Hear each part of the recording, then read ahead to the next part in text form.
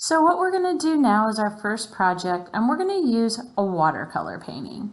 So this is watercolor. You can see that it's kind of dry. It needs to be wetted down. So you're going to use a little spray bottle to kind of spray and just get the surface of the watercolor damp and shiny. You could also put a little drop of water in it, clear water, just to wet down the watercolor. Now watercolor paint is transparent. You have to work in layers and you have to let the paper dry between each layer. So here's our color wheel in a row, starting with red, orange, yellow, green, blue, and violet.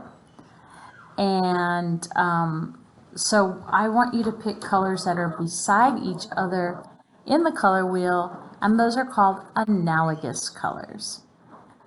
So I'm going to pick yellow, green, and blue.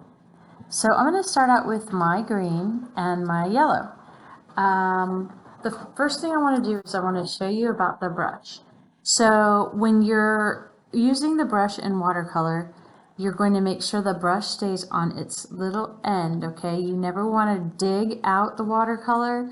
You swirl the watercolor, and you always want to have the brush on its tippy toes, okay? So you're going to swirl the brush in the water. You're going to make a crisscross applesauce with the sponge, and then you're going to dip it in, let's say, the swirl with the green paint. So you can see that this paint is very tie-dye looking. It's very light. If I just paint wet on dry paint, it will be more dark like this, okay? But we're going to do something called wet on wet. Wet on wet is more of a tie-dye look. So what I'm going to do is I'm going to wet the paper, and I'm going to put my brush into the paint, and I'm going to touch the paint brush to the water.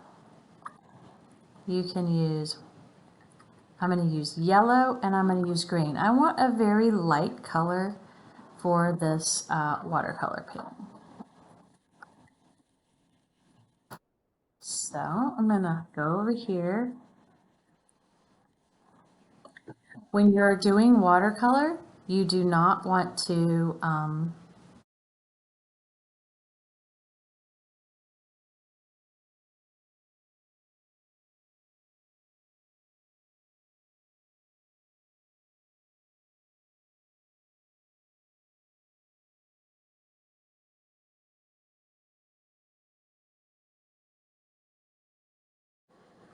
and you set it off to the side.